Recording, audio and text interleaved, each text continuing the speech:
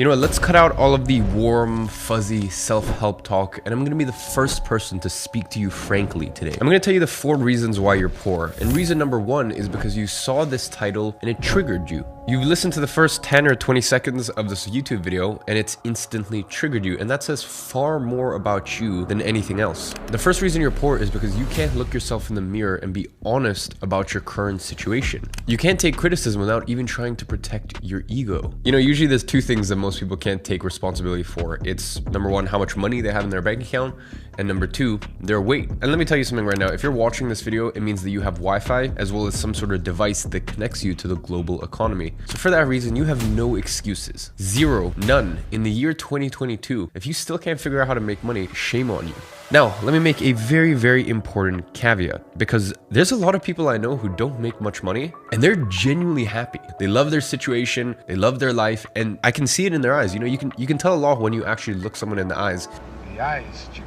And you can tell, are they saying this just to cope with their situation, or do they truly mean what they say? And they're like, yeah, like I make more than enough money. I feel like I'm happy with my life. And to those people, I salute you. And I don't believe it's in everyone's destiny to become a multi-millionaire. But if you're watching this video right now, it tells me everything I need to know, which is you are not happy with your financial situation. You know, as I said, I am never bothered by a fat person who looks themselves in the mirror and they're like, yeah, you know what? I get it. You know, maybe I could lose a little bit of weight. Maybe I could lower my body fat percentage, but I'm fine with where I am. You know, my issue is when I see fat people explaining 101 different reasons why, no, you don't understand, it's my metabolism, or it's this thing, or there's this special reason why I'm different compared to everyone else out there. And I know these people live a very sad existence because they have to look themselves in the mirror every single night and be okay with the fact that they lie to themselves. The most important on earth, they lie to themselves. And everyone has their flaws. I'll give you a perfect example all the time. I drink. I enjoy a drink. You know, sometimes I don't drink for a few weeks. Sometimes I drink every single day in a week, especially when I'm abroad traveling with friends. It is not good for me. No one is going to try to pretend that drinking alcohol is good for me. Well, at least when I'm drinking, I'm not there making 101 excuses why I can't stop, or why actually, you know what, maybe drinking is actually kind of good for you. Like, no, I just say, hey, I'm drinking. I know it's bad for me. I accept that it's bad for me. And in this situation, I have decided that the pros outweigh the cons, but I've made this decision to drink on this particular day, and I'm okay with it. That is me being able to unemotionally assess my situation. I've had many friends go, hey, I think you shouldn't smoke cigars. They're not good for you. And I'm like, I understand there's health implications, but it's one of those things that I'm gonna keep doing. But the point is, when someone gives me that sort of criticism or constructive criticism, I can look at things objectively and I can assess the situation without getting triggered, without feeling a person's attacking me, without feeling that I'm fundamentally a bad person or I'm flawed. Just look at things critically. So the first reason you're poor is because you cannot look at your life critically without your little ego getting shattered and without feeling like you have to make 101 different excuses for the reason you're in the situation you're in right now. Now, speaking of identity is kind of a funny thing in 2022, because I feel as though in the world right now, everyone kind of accepts you can change your identity and you can shift your identity. You know, you could be a fan of one sport and the next year, you know, start getting a keen interest in another sport, and then now you identify as a fan of that sport. You could be very into street style and identify as someone who dresses a little edgier, and then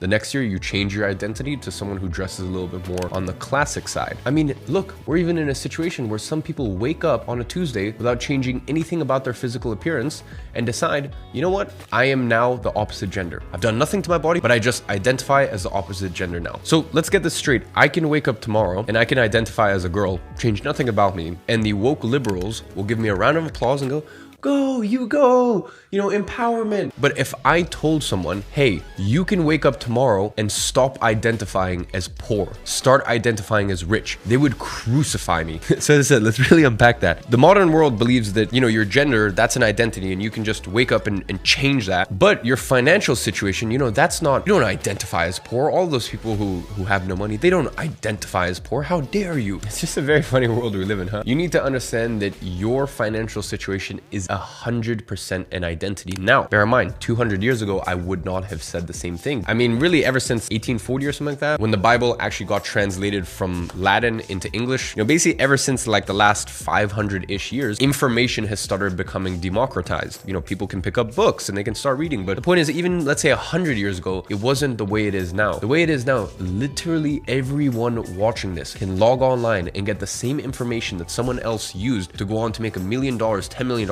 $100 million, they have access to that exact same information, yet they are stuck in the same place. So you must ask yourself why. And that is because you 100% identify as someone who is poor. It is lodged very, very, very deep in your subconscious mind. And by the way, I know what that's like. My first ever tattoo right here that I got at the age of 16. It says my cup runneth over, which means I have more than I need. The reason I got that was because my mom, growing up, she also used to tell me, take as much as you can because you never know when you're gonna get any more. That is the programming of someone who is poor. And I love my mother to bits. She's the reason I started my business. She's the only reason I worked as hard as I did to get us out of our financial situation. But until I got this tattoo on me, until I got a reminder that I have more than I need, I am abundant. You know, it's funny, I got this tattoo literally maybe 2 months before my agency really started to take off, and I was basically able to drop out of school, support me and my mom. So you need to understand that a lot of these things that are in your subconscious mind can be programming from your parents. You know, you could have been grown up being taught that money is the root of all evil. People who cheat and lie are the ones who get money. Whatever it is, and by the way, whoever taught you that stuff, a lot of times it can be a defense mechanism for them. My mother was the youngest of 7 children in the Soviet Union. So when she said, take as much as you can because you never know when you're gonna get any more, you need to understand, growing up in the 80s and early 90s in the Soviet Union era,